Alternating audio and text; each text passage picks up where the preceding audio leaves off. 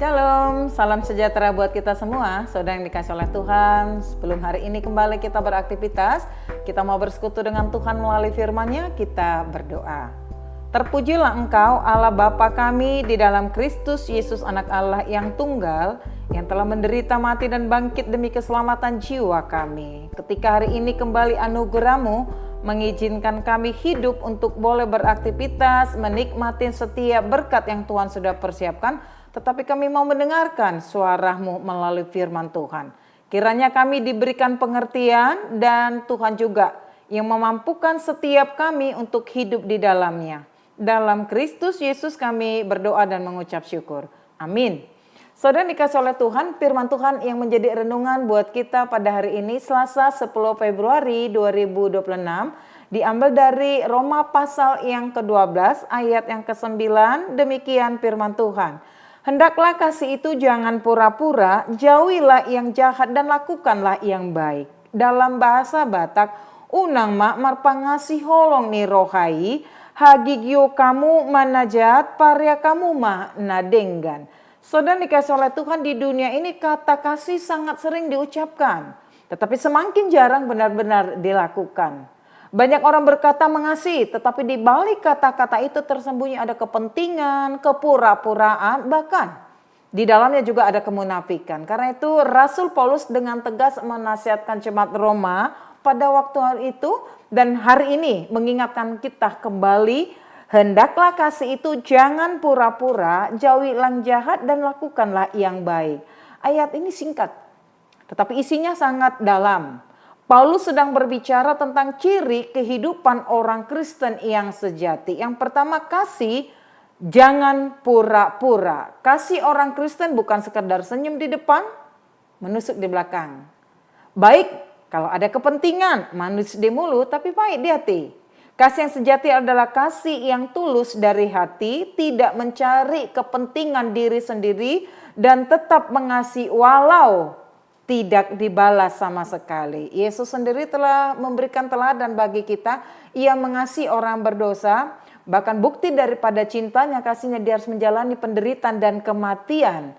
Dan itu membuktikan kasih yang luar biasa. Dia melayani tanpa memilih-milih atau melihat orang lain. Dalam keluarga ini menjadi renungan bagi kita. Apakah kasih kita hanya muncul saat suasana enak? Dan kembali di tengah-tengah gereja, apakah kita mengasihi hanya ada orang-orang tertentu atau satu kelompok?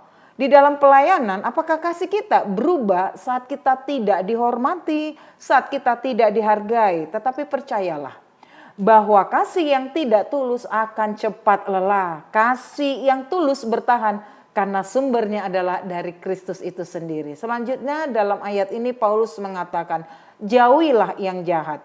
Kasih sejati bukan kasih yang kompromi dengan dosa. Mengasihi bukan berarti membenarkan kejahatan. Ada orang yang mengasihi tetapi dia harus berani berkata benar, menolak perbuatan yang melukai sesama. Itu juga yang diingatkan dalam khotbah Yesus di bukit. Katakanlah ya jika iya dan tidak jika tidak, lebih daripada itu berasal dari si jahat. Karena itu tidak ikut arus dunia ini. Di zaman sekarang yang jahat sering dibungkus dengan alasan tanda kutip toleransi, dengan dianggap wajar, bahkan dipertontonkan dan dipromosikan. Tetapi firman Tuhan berkata, kasih sejati justru berani menjauh dari yang jahat, menjauh dari iri hati dan kebencian, menjauh dari kepalsuan rohani atau yang disebut itu kemunafikan. Paulus menutup dengan ayat yang terakhir, lakukanlah yang baik. Iman Kristen bukan hanya tentang apa yang tidak kita lakukan, tetapi juga sebagai orang percaya tentang apa yang harus kita lakukan. Melakukan yang baik, itu berarti menjadi berkat dimanapun dan kapanpun. Kemudian melakukan yang baik berarti menguatkan, bukan menjatuhkan atau mempermalukan. Membawa damai dan bukan perpecahan. Kita telah diingatkan firman berkata, biarlah terangmu bercahaya di depan semua orang. Kebaikan kecil yang dilakukan dengan kasih tulus itu dapat menguatkan orang yang lemah, menghibur orang yang berduka dan terluka, dan akhirnya di sana Tuhan dipermuliakan.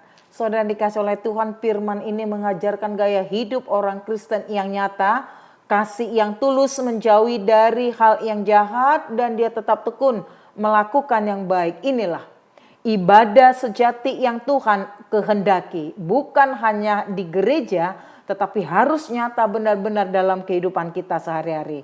Kiranya Roh Kudus Sang Penolong kita menolong kita untuk tidak pura dalam kasih, tegas dalam dosa, setia melakukan kebaikan, dan melalui hidup kita orang lain melihat kasih Kristus yang nyata.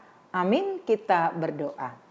Bapa kami di sorga, terima kasih untuk kebenaran firman Tuhan yang mengajarkan kami untuk tetap hidup di dalam kasih Kristus.